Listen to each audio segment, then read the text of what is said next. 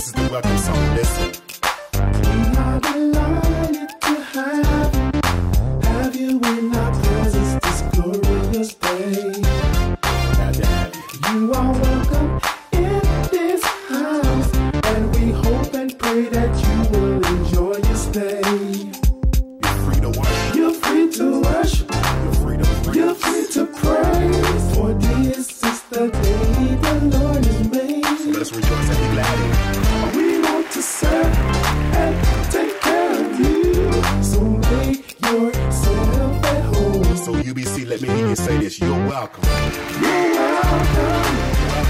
You're welcome.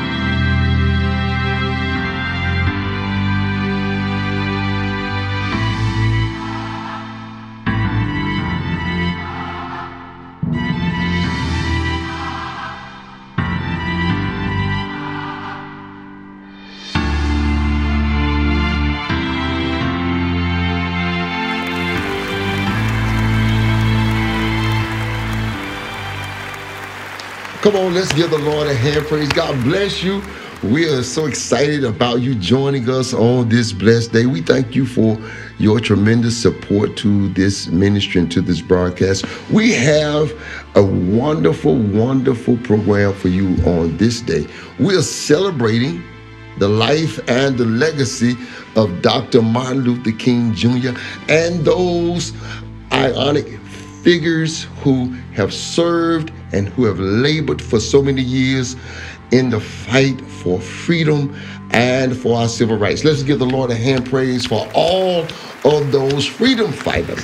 I want you to know that I'm not in this room by myself today, but I have one with me on today who has labored and who has given of his life for civil rights and for the gospel of Jesus Christ.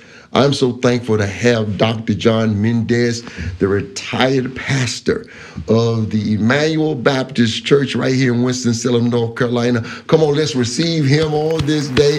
And we're going to be having a major conversation around the life and the legacy of Dr. Martin Luther King Jr.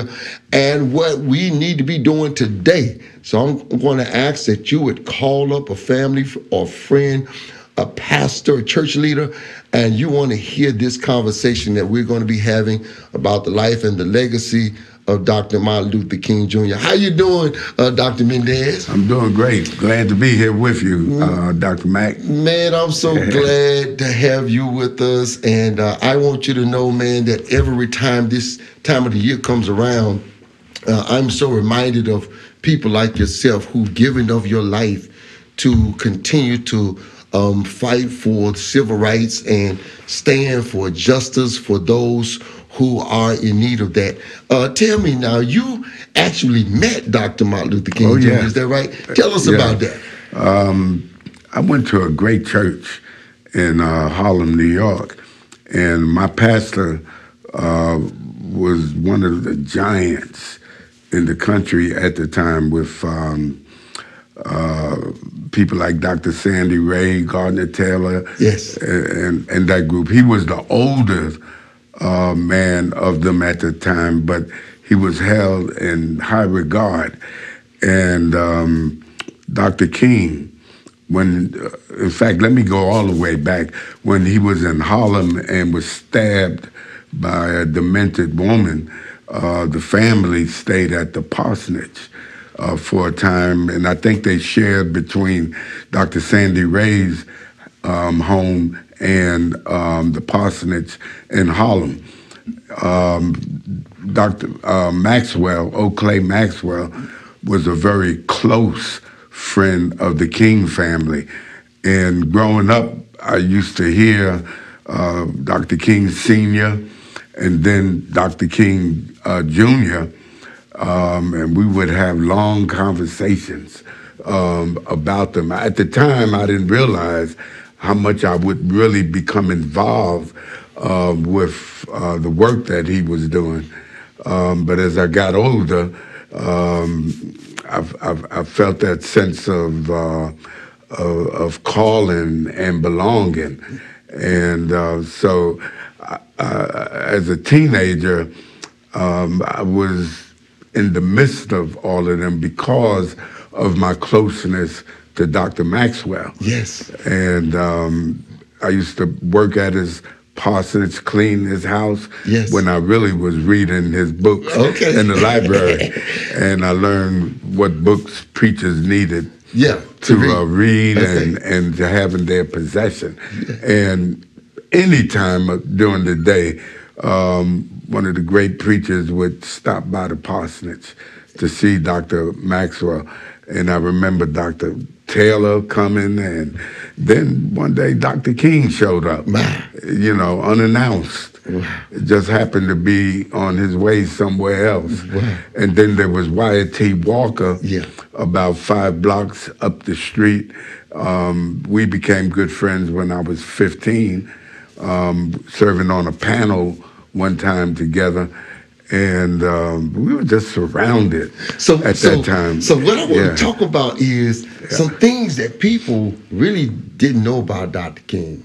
I was speaking at Clark Atlanta University, and we went over to the library at the center there, and they had a report card of Dr. King there, and I was so amazed to realize that Dr. King made a C in public speaking, and it blew me away that God took this this student who made a C in public speaking and put him all over the world.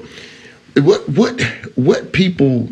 I want to talk a little bit about some areas that people didn't know of Dr. King, and one of the things that people I think we look over is the fact that King had a strong, disciplined prayer life. What do you know about his prayer life and the impact that prayer had on his ability to mobilize and move this nation? Yeah, prayer was a big thing during the civil rights movement. There used to be a joke with Abernathy doing demonstrations when they would get on their knees to pray, and Abernathy would pray with one eye open and one eye closed. It was a sort of running joke. But early on as a teenager, when I really got my head together, and I went back and got many of my gangbanging buddies, and I took them to hear Dr. King. How old were you at that time? I had to be around 15. So you were the 16. Gang at 15. Well, I was earlier than that. Okay. I was gangbanging. Okay. And had it not been for Fred Shuttlesworth, I doubt seriously if I would be alive today. So wait a minute, did y'all hear this? This man went from being in a gang to being one of the greatest civil rights leaders in our nation today. What a powerful testimony. And so go ahead now. And what happened? So I went to hear Dr. King, and I took many of my gangbanging buddies with me. It was at St. John's Cathedral downtown Manhattan. And what I remembered most about that event was the fact when he prayed. It was not a prayer before he preached, but a kind of evening prayer. And he prayed, and he prayed, and he prayed. And I remember the sermon. The sermon was great and all that. And I've been telling this story through the years. What I remember most about that event was him praying. Wow. And it was a powerful prayer. It was a long prayer. Yes. I remember that. But he didn't pray like he just discovered prayer. Yeah. But prayer was a very real part of his life. In fact, he often talked about mystical moments in his life. He was affiliated closely with Howard Thurman. Yes.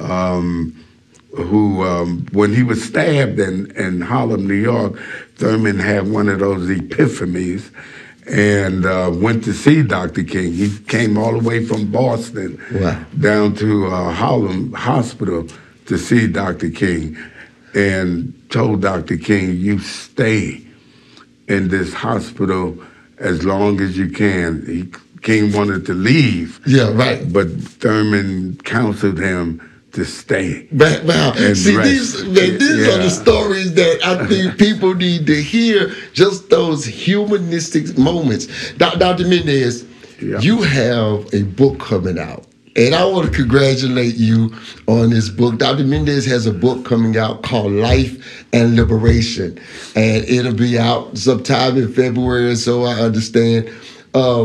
In that book, you deal with some very relevant issues. If King were here today, what do you think, what are the top 3 things you think King would be addressing today if he were here? Let's kind of help people to move to that place. Dr. King was very clear. He became clear after he had a run-in with Fannie Lou Hamer. And actually SNCC at the time. King made a major mistake. He was human. He sided with Johnson, President Johnson, and Senator Eastland of Mississippi against Fannie Lou Hamer. A lot of people don't know this story, but she was respectful, but she got him in private. And up until that point, Dr. King had not really come out against the war in Vietnam or had taken the struggle to the level of dealing with poverty. But after that meeting with Fannie Lou and then with SNCC, Dr. King changed. He came out against the war in Vietnam publicly. And then he organized the Poor People's Campaign, which became major for him while he still continued to fight racism, you know, as such. And so he would call those, what, the 3 world evils? Yeah, he referred to them as the 3 major evils of Americanism. Right. War, poverty, racism. Exactly. Okay, all right. Yeah, those were his 3 pets at that particular time. He classified all of it under capitalism. A lot of people don't realize that Dr. King was a social democrat, and he organized the Poor People's Campaign to assault capitalism. He was demanding that Congress guarantee every American a job with a living wage. Wow. He also, and he believed that would resolve the issue of poverty. Of poverty, right. He also demanded affordable housing and the end of impoverishment, as such. Dr. Mendez, does it amaze you that today we're still dealing with those same issues? Well, oh, absolutely. And I believe, had he been successful before they assassinated him, this would be a different country today. He was going to jam up D.C. and all the big cities until Congress signed an economic Bill of Rights. That's when the powers that be said he got to go. Wow. Okay. Because he was talking about transforming the nature of the system so that he talked about a more equitable distribution of the wealth. Of wealth, yes. Of the nation as such. Let's talk to the pastors for a second, Doc. If there's a word that pastors could preach today, what text would you recommend that a pastor would preach today that would put the work and the legacy of Dr. King to work in their congregation? That's not hard to answer. Okay, all right. Luke 4. All right, talk to 18. me. Preach to me. Yeah. Preach to me, Doc. Dr. King was very prophetic. In fact, I get kind of teary-eyed. I was with him the last week of his life. He came to preach for Dr. Sandy Ray, who had just built a community center. And Dr. King was the preacher. He took his text from Luke 4, 18 through 24. And he went on to preach about the church,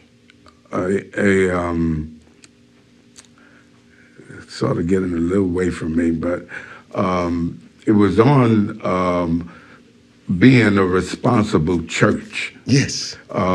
Predicated on the actual program or ministry that Jesus outlined in Nazareth when he went to the synagogue that day. The Spirit of the Lord is upon me. He's anointed me to preach the gospel to the poor, to open blind eyes, to set the captives free, and to liberate the oppressed. And nobody could preach that text the way Dr. King did. And I remember that Sunday, it looked like everybody was there, from out of town, in town. I remember I stood up through the whole service. The place was packed. He was about 2 hours late getting there. But nobody moved. He wasn't on time, but he was in time. He was in time. He was definitely in time. But that's the text that was relevant, not just for Dr. King, but even for Black theology and liberation theology as it emerged. And that's still very much with us. Yes. My 42 years of pastoring, that was the text that guided me in my ministry. And I knew then that I couldn't be just confined to the four walls of the church, but we were in the midst of a larger community of suffering people, hurting people. And Du Bois, in his book on Dark Waters, insinuates that it's important to know and understand Black suffering. And Dr. King was very much moved by the pain and the suffering of people. But as a prophetic preacher and pastor and minister, Dr. King often talked about his ear being attuned to the heart of God. So by knowing what God was feeling and could sense what God was feeling, he felt it. And organized his ministry around that. That is so rich, Dr. Mendez. And I tell you what, people, you do not want to miss an opportunity to get this book when it comes out. Life and Liberation. And these are the relevant subject matters that Dr. Mendez addresses. Doc, I want to do something because we don't have much time left. I want to do something. I'm going to just say a phrase and I want you to tell me what you think Dr. King would say about that issue. Okay, and so I'm just gonna name it. Okay, January the 6th attack on the Capitol. What would he say? In just a few words, what would he say? First of all, he would condemn it, and he would see it as a reaction to the progress that we made in civil rights, human rights, and among other rights and whatnot. So he would have anticipated that at some point, given the fact that there's a move in this country to want to go back. When President Obama became president, it scared that crowd because, as Toni Morrison says, that there's still a lot of people in this country who still think this is a white country. You know, but all of that has changed. I mean, we got a long way to go still, but a lot of change is already taking place, and that was January 6th was a reaction to the progress that's being made, and there's this fear out there where there are a number of white people who believe that because the numbers may shift, where there's a majority of darker people in the country, and they feel a sense of threat by it. Right. And there's nothing in African American history or the history of people of color that want to dominate. We're talking about a fair share of the pie. All right, let me ask you a question. Mm-hmm. Young people who are shooting and killing each other over tennis shoes and video games and drugs. What would King say to those young people today? He already had spoken to that. I would refer people to his speech to SCLC when he talked about the crisis in the cities. That's when the riots were going on all over the country. And he condemned it on the one hand, but on the other hand, he said, you have to deal with the folk that created the darkness, that was responsible for the riots, etc. He referred to the riots as the voice, the rage of the unheard. Of the unheard, but also folks that, the people, it was a derivative kind of violence. In other words, they didn't cause the violence, the system caused the violence, and they were, in fact, responding to it. So, but there were at least 5 causes that he identified as it relates to the riots. We don't have time to go through them now, but I would certainly reference people to look up Dr. King's speech on the crisis of our cities. I think it's 67, maybe 68. I want to think maybe 67. What would he say about, how would he celebrate white, black, and brown people coming together today? That was his dream. Okay. That was his dream. He often, along with Howard Thurman, talked about the interconnectedness, interrelatedness, and interdependence of life. He saw everything together.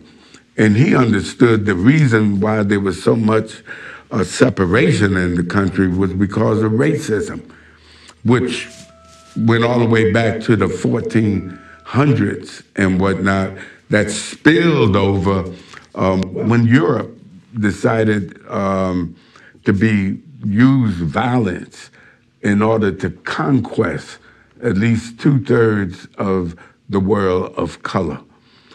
That spilled over into psychology that gave us the rationale that justified the violence and the conquest. Yes. As such. And when he became familiar with Gandhi and saw what Gandhi had done through nonviolence, and then later Kwame Nkrumah in Africa, he realized that that was the way to go. Yeah. And I would argue in relationship to that, and Doc, you do a tremendous job with the school system, et cetera. But it is time that we incorporate into the curriculums of school the importance of nonviolence, not so much as a civil rights strategy, but predicated on the sacredness of life. Wow. Dr. Mendez, man, let me tell you something. You just have a tremendous way with words, and I want to thank you for your transparency and your truth on today. And listen, I want to say to you that this has been an awesome challenge put before us. I want to ask that you would please support Dr. John Mendez. When his book comes out, Life and Liberation, you don't want to miss reading this book. I peeked it, and it is amazing what he has in this book. And I want to thank you for joining us today. I hope that you have learned something more about Dr. Martin Luther King Jr. We ask that you would support the local programs that are taking place, the noonday hour celebration right here at Union Baptist Church on Monday. We ask that you would support that program, and also the Ministers Conference of our city and vicinity. That celebration will be on Sunday afternoon. We ask that you would support that as well. And listen, go do something good. This is not a day off, it's a day on. Go celebrate the life and legacy of Dr. Martin Luther King Jr. and those who have served to make this world a better place. Dr. King was a man of love, and we ask that you would show love wherever you go. God bless you, and thank you for joining us on this day. God bless you.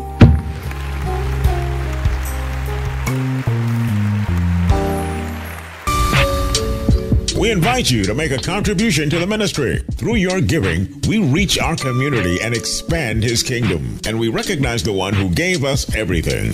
To give, you can use technology. Use the Push app or go to Giving page on the Union Baptist website. Use the Cash app, $UBC1203. Use the Givelify app, Union Baptist Church, Winston-Salem. Let us show love through giving.